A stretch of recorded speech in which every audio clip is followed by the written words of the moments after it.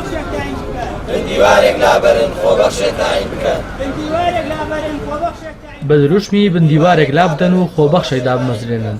کارمەندانی خۆبەخشی تەندروستی لە سلێمانی گرت بوونەوە ڕایدەگەێنن. ئەوان کە نزیکەی 5,000 کارمەندی خۆبەخشن پاش 5 ساڵ کاری خۆبەخشی ماوەی 3 مانگە بایکۆتی داوامەکانیان کردووە. بەمەش فشارێکی زۆر لەسەر ناوەندە تەندروستەکان دروست بووە. بەڵام لە جێگای ئەوەی بیر لە دامەزراندنیان بکرێتەوە، وەزارەتی تەندروستی هانی دەرچوانی بەشە تەندروستەکان دەدات کە ببن بە خۆبەخش تا جێگەی ئەمان پڕ بکەنەوە. دوای 3 مانگ لە بایکۆتکردنمان لە ناوەندە تەندروستیەکان و چۆڵکردنی شوێنی کارەکانمان بۆ جاری 4ەم و 5ەمە گرت بوونەوە و ناڕزایمان ئەنجام داوە و داوای دابینکردنی مافەکانمان دەکەین کە خۆی لە دامەزراندندا دەبینێتەوە کارمەندی هەمیشەیی. بەڵام جێگەی داخ و ئەسەفە تا ئێستا بەرپرسان لە ئەنجومەنی وەزیران و وەزارەتی تەندروستی وەڵامێکی دڵخۆشکەریان پێ نەداوین، بەڵکو تازەترین کتابی وەزارەتی تەندروستی کە دەری کردووە کتابێکی شەرمنانەیە کە دەستخۆشیەکی شەرمنانە لە ئێماکە. ئێمە داوای دامەزراندنەکەین وە کارمەندی هەمیشەیی، نەکرد جارێک کتابێک دەرکرێ. ئێستا عنی وای لێ هاتووە بەداخەوە ئەم وەزیرەی کە ئێستا ماوەکەی بەسەرەچێت کێشە بۆ وەزیری دوای خۆی دروستەکە، بەڵێنی دامەزراندن بە خۆبەخشی نوێ دات، خۆبەخشی نوێ باتە ناو نەخۆشخانەکانەوە.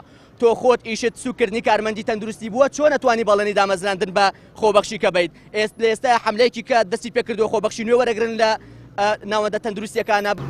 ئێمە من وەکو خۆم 5 ساڵە خۆبەخشم لە کەری تەندروستی کارەکەم بە خۆبەخشانە و هەتا ئێستا حکوومەت بەداخەوە هیچ ئاوڕێکی لێ نەداوینەوە و هیچ ینی هەل شتێکی نەداوینێ کە دڵخۆشمان بکات.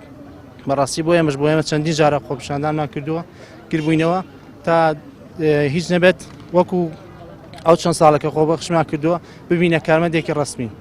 من خۆم ماوەی 3 ساڵ و نیو زیاترە خۆبەخشم، بەڵام لە ئێستا بایکۆتم کردووە و خواردنیشیان بەداخەوە لێ بڕیوین کە گوایە خواردن بۆ کارمەندی خۆبەخش نییە.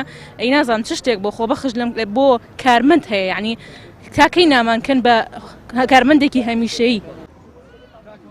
کارمەندە خۆبەخشەکان نیگەرانن لەوەی کە لە جێگای دامەزراندنیان لە ئێستادا خواردنیان پێ نادرێت. پێشتریش وەزیری تەندروستی حکوومەتی هەرێم ڕایگەیاندەبوو بڕینی بەشە خواردنی خۆبەخشان بڕیاری وەزارەتی داراییە و لە هەوڵی چارەسەرکردنیدان، بەڵام تا ئێستا چارەسەر نەکراوە. خۆم شخصی خۆمەوە 2 ساڵ بۆ 3 ساڵ بە خۆبەخشم تا ئێستا هیچ شتێکمان نییە، ینی هەرچەند نانەکەشیان لێگورتوینە نانەکەشمان نایانێ. ئێمە ڕێنماییمان نەداوە. ئێمە وەزارەتێکین چاودێری دارایی و وەزارەتی دارایی ڕێنمایی داراییمانە دەنێ. ئێمە ناتوانین لە ئەو پارەیە یاخود ئەو خواردنی پێوترێ ماڵی عام مڵکی گشتی فەلەبەرەوە بێ بە ڕێنمایی سەرف کرێ و ئێستاش نووسراومان کردو بۆ ئەنجومەنی وەزیران بۆ ئەو کێشەیە چارەسەرکەین. خۆی سەیری کە ئەوە کابینی نوێ بڕیارە دەن ئەو خۆبەخشانە دابمەزرێنن یان نە، و ئینشاءڵڵا من پێم وایە قەیران بەرەو کۆتاییەت و پاشەکەوتی موچەنەما کاتی خۆیەتی کە کەرتی تەندروستیش پێویستی بە کارمەندە، بە تایبەتی کارمەندی تەندروستی هەر دامەزراندنێک بە گرێبەست یا بە هەمیشەیی بکرێ ئەولەویەت بدرێت بەوانەی کە خۆبەخشن، بەوانەی کە خزمەتیان کردوین. کارمەند هەیە 3 ساڵە خۆبەخشی بۆیە ماکە، 2 ساڵە خۆبەخشی بۆیە ماکە، بۆیە ئەولەویەت ئەدرێ بەوانە.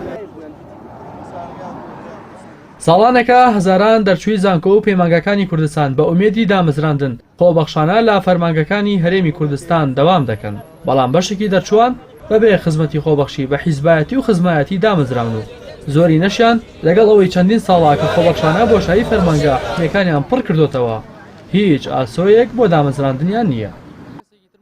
ڕاستی حەمامین، کەناڵی ئاسمانی پەیام، سلێمانی.